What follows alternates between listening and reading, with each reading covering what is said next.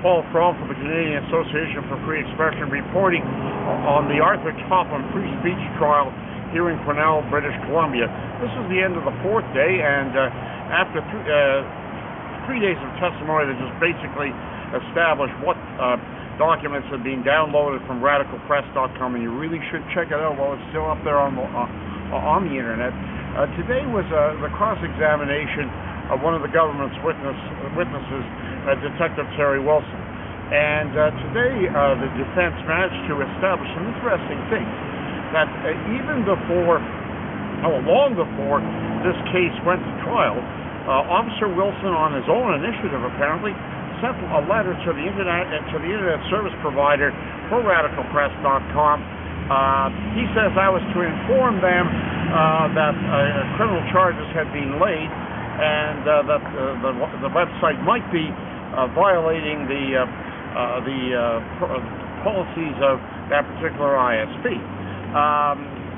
He would not admit that the purpose was to get them to shut the site down, which is indeed what happened, and Mr. Topham had to, on 48 hours' notice, move his radicalpress.com to another website. This though, is part of a pattern that we who have been battling the forces of censorship in terms of the internet have noticed on the part of government agents over the past decade, that they will write to ISPs in another country, way out of Canada's jurisdiction, to try to get them to shut down a site. In the case of radicalpress.com, this was 3 years before the trial. The trial is only going on now, and it may be an inconvenient fact, but Anglo-Saxon justice says you are innocent until proven guilty beyond a reasonable doubt. Nothing had been proven then, even now. And yet Arthur Topham suffered the penalty. So that was one of the key points that emerged today. And another point near the end of the proceedings was that Barclay Johnson, the lawyer for Mr. Topham, took the jury through some absolutely spine-tingling, hair-raising passages from the Talmud, passages that appear to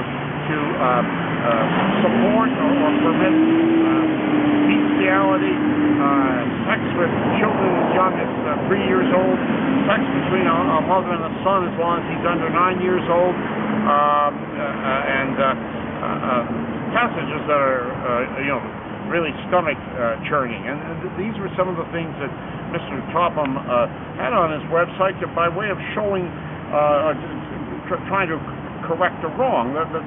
If these are the teachings, then there really is something wrong, and something that other people should have to answer for. So tomorrow we will reach the second Crown witness, who is an alleged expert, and there will be a further report tomorrow. This is Paul Fromm from Cornell, British Columbia, at the Arthur Topham trial for the Canadian Association for Free Expression.